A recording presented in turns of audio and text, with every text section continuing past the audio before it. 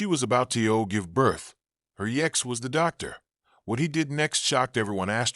Sometimes fate has a twisted sense of humor, putting us face to face with our past when we're at our most vulnerable. But what happens when professional duty collides with personal heartbreak in a delivery room? This true story will leave you speechless. If you believe in second chances and the power of forgiveness, hit subscribe, because this story proves that miracles happen in the most unexpected moments. Push, Sarah. One more push. The words echoed through delivery room 3 at St. Mary's Hospital, but Sarah Collins couldn't focus on anything except the unbearable pain radiating through her body.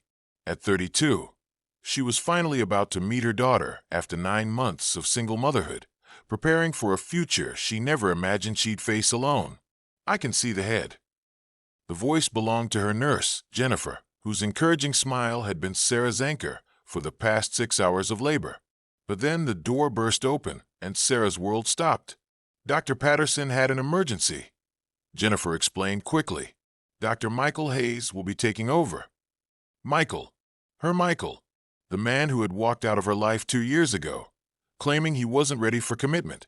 The same man who stood frozen in the doorway, his scrubs suddenly feeling too tight, his professional composure cracking like ice on a frozen lake. Their eyes met across the sterile room, and for a moment, the machines monitoring Sarah's contractions seemed deafeningly loud. Michael's face went pale beneath his surgical mask as recognition hit him like a physical blow. No, Sarah gasped between contractions, panic flooding her voice. Not him. Anyone but him.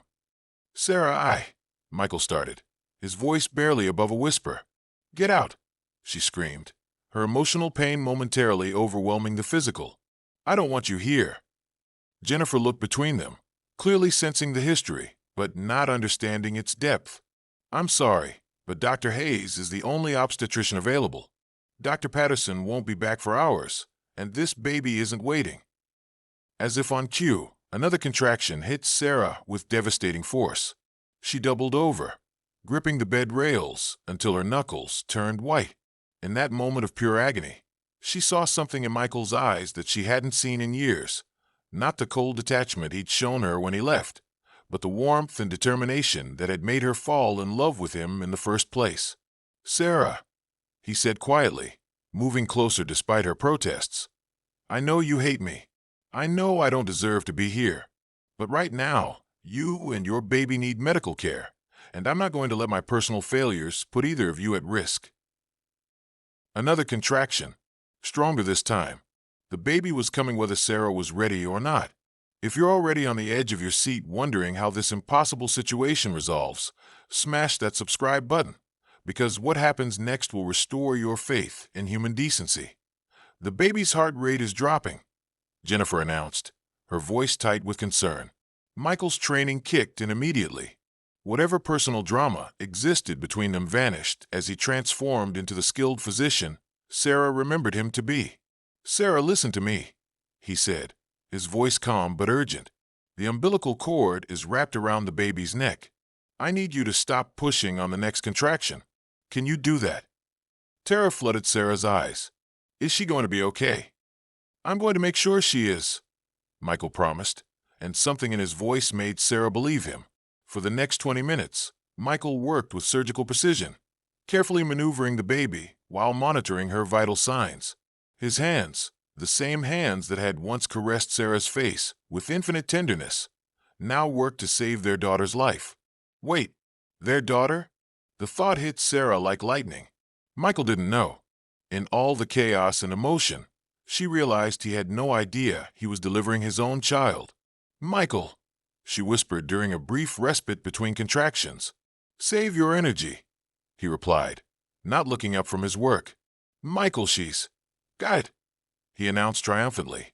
The cord is clear. Sarah, on the next contraction, I need you to give me everything you've got. Sarah pushed with strength she didn't know she possessed, and suddenly the room filled with the most beautiful sound in the world, a baby's first cry. It's a girl, Michael announced, holding up a perfect, pink, screaming infant. She's beautiful, Sarah. She's absolutely perfect. Tears streamed down Sarah's face as Jennifer placed the baby on her chest. But her eyes remained fixed on Michael, who was staring at the newborn with an expression she couldn't quite read.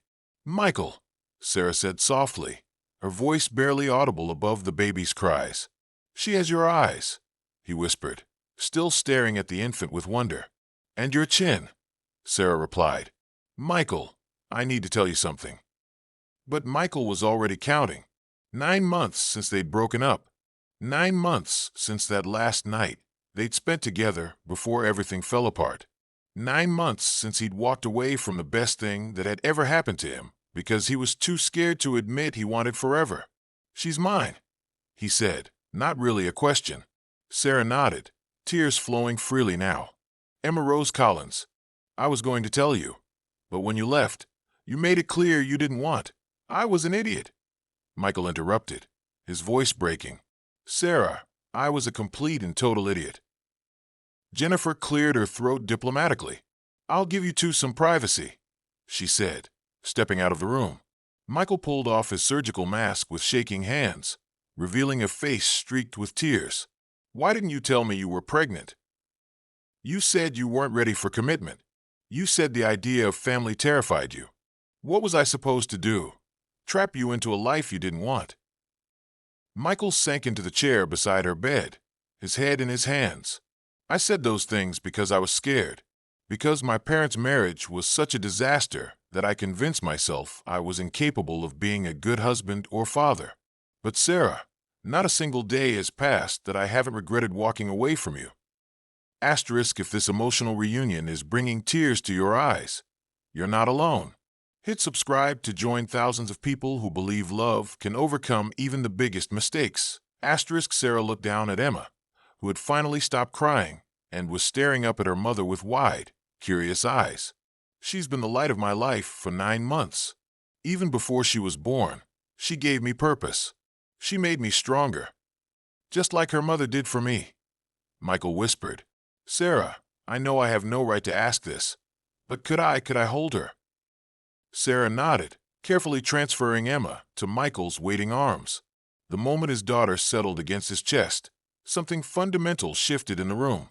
Michael began to cry, not the quiet tears of before, but deep, soul-shaking sobs. "I'm so sorry," he whispered to both of them. "I'm sorry I wasn't here. I'm sorry I was too much of a coward to stay and fight for us.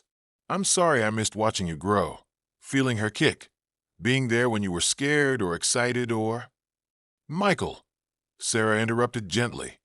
"You're here now." He looked up at her, hope and heartbreak warring in his expression. "Am I? I mean, do I get to be here? After everything I put you through, do I get a second chance?" Sarah was quiet for a long moment, studying the man who had broken her heart, and then just delivered their daughter with skill and tenderness that reminded her why she'd fallen in love with him in the first place. "Emma needs her father," she said finally. "And maybe I need to learn how to forgive. But this isn't going to be easy, Michael. Trust doesn't just magically reappear." "I know," he said quickly. "I'll do whatever it takes. Therapy, counseling, whatever you need from me. Sarah, I want to be the man you both deserve." Emma chose that moment to open her eyes and looked directly at her father. Michael's face transformed with wonder and love so pure it took Sarah's breath away. "Hello, beautiful girl," he whispered.